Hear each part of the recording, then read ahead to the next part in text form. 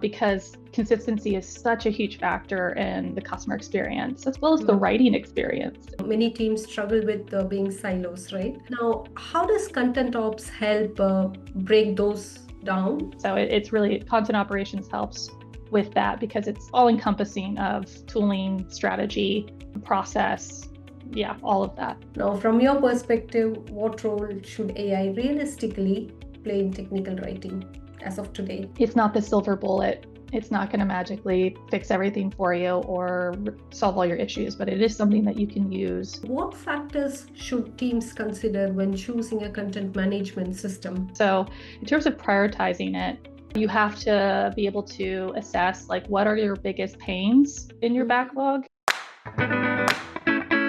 Welcome to the Knowledge Base Ninjas podcast, where Gauri Ramkumar of Document 360 finds the best SaaS self-service knowledge bases in the world and then interviews their creators. Let's get started with today's episode. Good day, everyone. Welcome to Knowledge Base Ninjas podcast. With us today, we have Caley Burton, Senior Technical Writing Manager at Cloudflare. Welcome, Caley, to the Knowledge Base Ninjas podcast. How are you doing today? Hi, I'm doing great. Yeah, I'm really excited to be here. Fantastic. Now, when we looked at your LinkedIn profile, you've got ample experience in this space. But before we dive into your experience, very curious to know, how did you get into this beautiful journey? Oh, yeah, for sure. I think like most people who are on your podcast, it's kind of people are just kind of dipping into this career kind of by accident or like not necessarily being like, I'm going to school for technical writing. There are people who do that and hats off to them, but I did not go to school for this. So, but after I graduated college, I went to UT in Austin and I basically just kind of was like, I was an English major. So I was just like, I'm open to many experiences. So I worked at a call center for a little bit, but then I landed a job at LegalZoom doing business filing. So I was basically filing articles of organization for customers around the 50 states in the US. And I realized very quickly that if you did not have like information on each state's like requirements and didn't have familiarity with their like websites for filing a lot of these articles of organization, you would have a really difficult time meeting your quota. So I actually started writing internal process documentation for the rest of the team in hopes of helping people meet their quota and do an excellent job in terms of getting people their businesses in a timely fashion as a result, because you could get rejected if you didn't file them correctly. So that's when I was like, I kind of really like the process of writing and doing it step by step and providing the context and the why behind it, as opposed to doing the actual filing of those articles. And so I kind of was just like, what is this called? And found out it's called tech writing. And I was lucky enough to have a company in the area called National Instruments, and they're still in the area. Shout out to NI, to accept entry-level tech writers. So people who didn't have any experience, but could show that they could write. And they had some samples available. So I was able to get into tech writing via that. And I've never looked back. And I've worn many hats since then. I haven't been a technical writer the whole time over the past like 10-ish years, but I got into writer management. I've also done some work managing documentation, product managers, so people who are like managing the portfolio and what's coming in and prioritizing that work. But I really, really love just talking about documentation and the customer experience through the doc experience. Nice, fantastic. What a lovely journey it is, right? Now, when we were having a brief chat before the start of the podcast, you did mention about various teams split in different geographical locations. Yeah. Now, when you have such teams, many teams struggle with being silos, right? Now, how does content ops help break those down and also create consistency across documentation, product, and support content? Oh, great question. Yeah. So content operations really is kind of like creating the standards and the strategies and the tools and the processes around how to create content consistently, because consistency is such a huge factor in the customer experience as well as the writing experience. Because if you are a writer and you don't have a standard set of expectations or processes or tool chains, you're going to be really inefficient, and you're probably going to feel lost and confused and lack confidence with what you're delivering, be it because of the tool chain or because you're having to chase down, well, I don't even know who my stakeholder is in this situation, and getting feedback from them, right? So content operations clarifies those things pretty quickly. And hopefully it takes a lot of the guesswork and the second guessing out of a writer's process for how they should be, not only writing content, but delivering it, and where and what channels they should be focusing on, and how to do that and everything like that. So content operations helps centralize some of that information for distributed teams or writers. Because a lot of writers, they're not writing on the same product as other writers on their team if they're a centralized team. Or if they are an embedded writer and they don't have a centralized group, you will likely find a lot of the documentation be different, and both in style, consistency, language. So terminology could be all over the place, and that could really confuse customers, especially if your customers are buying multiple products from you. And so, you don't really want to mess with consistency. So it's really, content operations helps with that because it's all encompassing of tooling, strategy, process, all of that. Nice. Now, once you've identified the content depth, what's the best way to prioritize and also tackle it? Yeah. So content debt is something you have to be able to identify it, like you said. So other than identify it, put it in your backlog, because you also have to keep a awareness of how much there is, what there is, all of that. So in terms of prioritizing it, you have to be able to assess, like, what are your biggest pains in your backlog? And that could be, certain trends, like maybe you recognize, oh, wow, we have a lot of broken links, and that's leading to a lot of 404s, which is causing customers to call support and say, where the heck am I supposed to go next? How am I supposed to resolve this?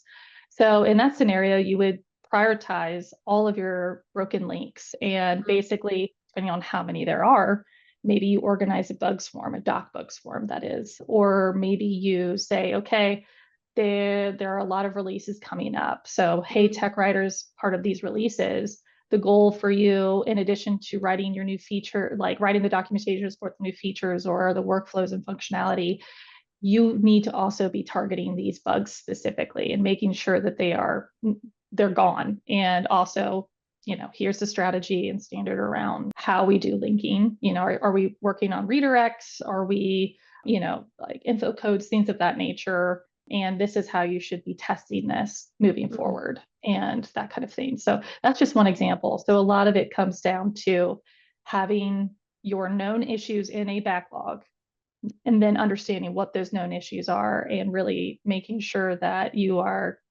making a conscious effort of reviewing that backlog often and creating plans, making sure whatever those big issues are, they're documented, you have solutions, you're educating your writers. And if you have open source docs, you're also educating your contributors as well.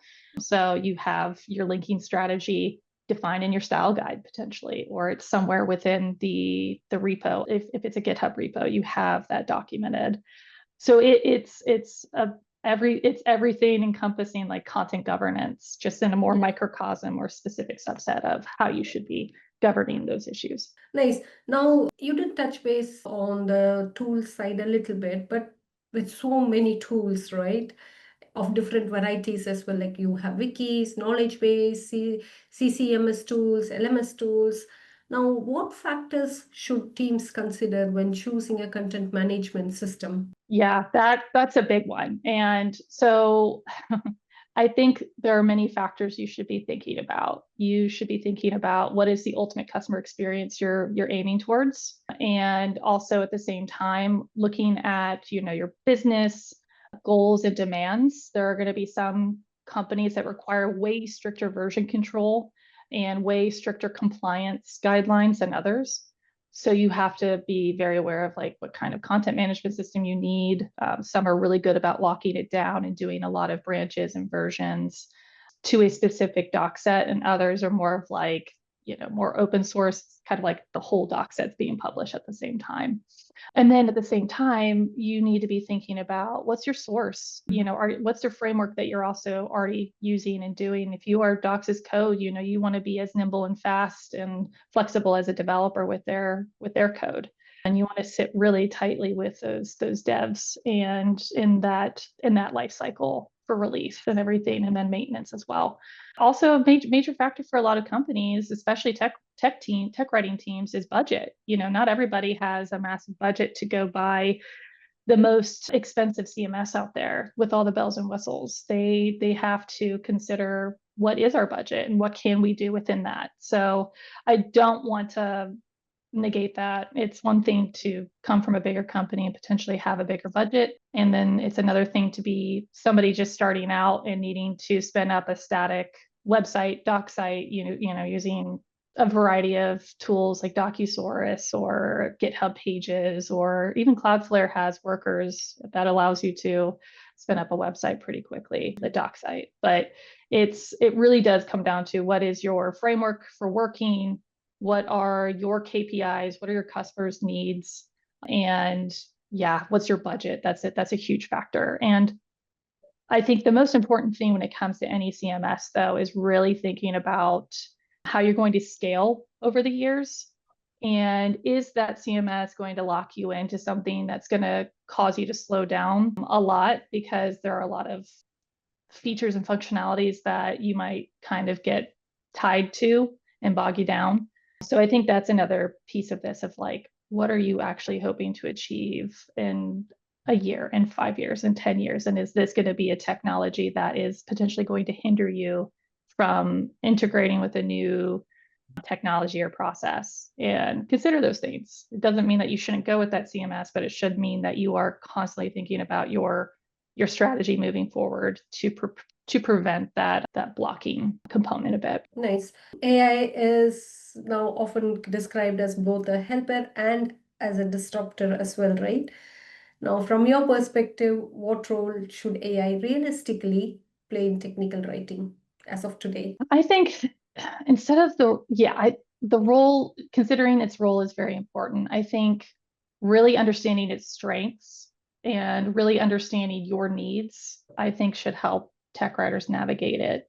It's going to be really good at doing repetitive tasks for you. It's also really good at providing edits and reviews, or being a little research buddy.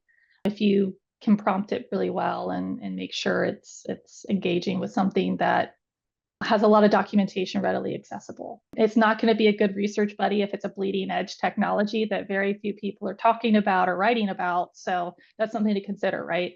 So again, it comes back to what is it good at? And it's really good at summarizing things, finding patterns, and, potentially doing quick analyses on things for you.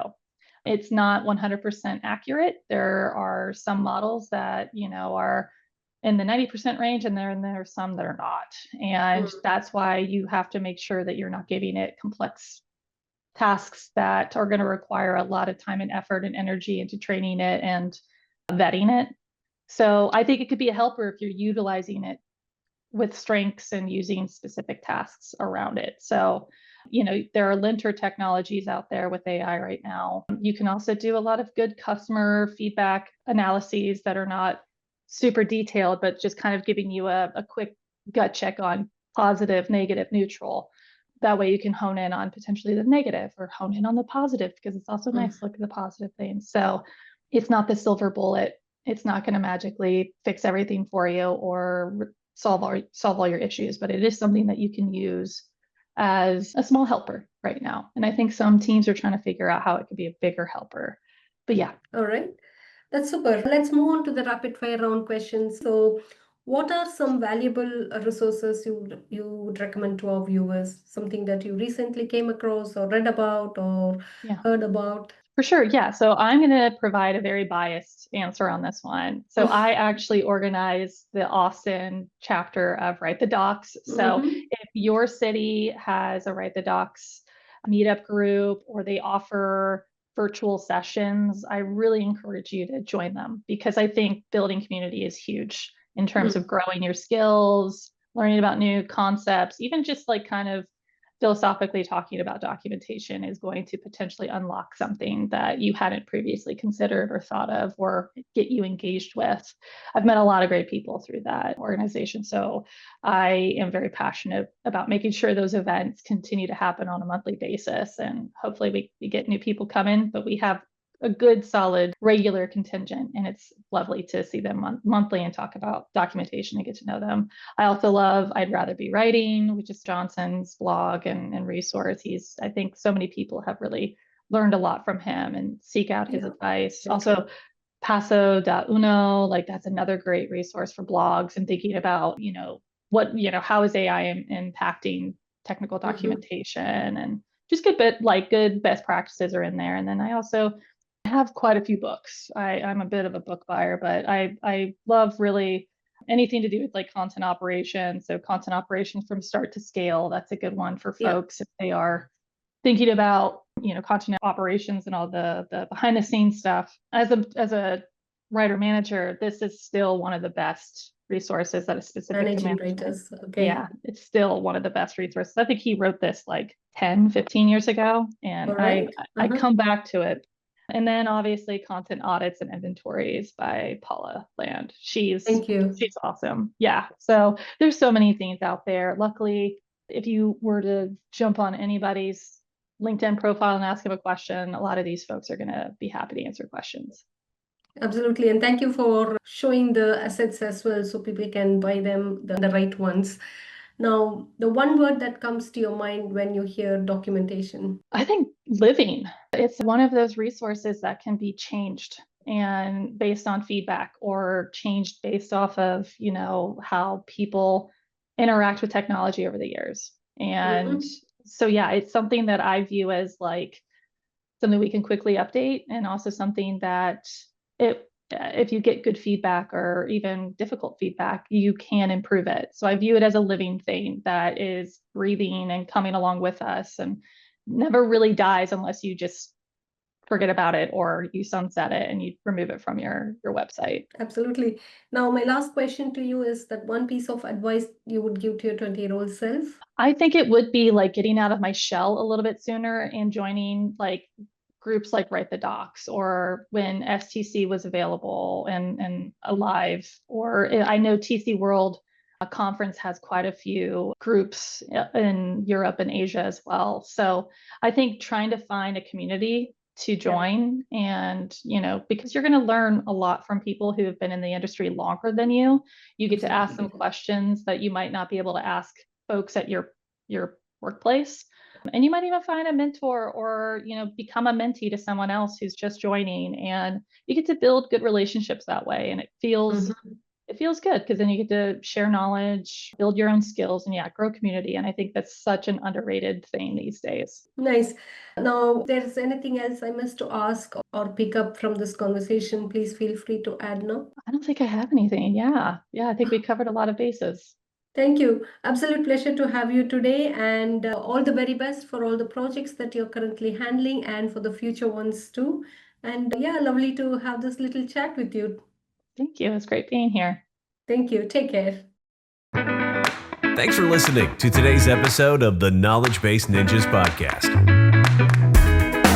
Please head to iTunes, rate, and provide honest feedback on the podcast. See you next week.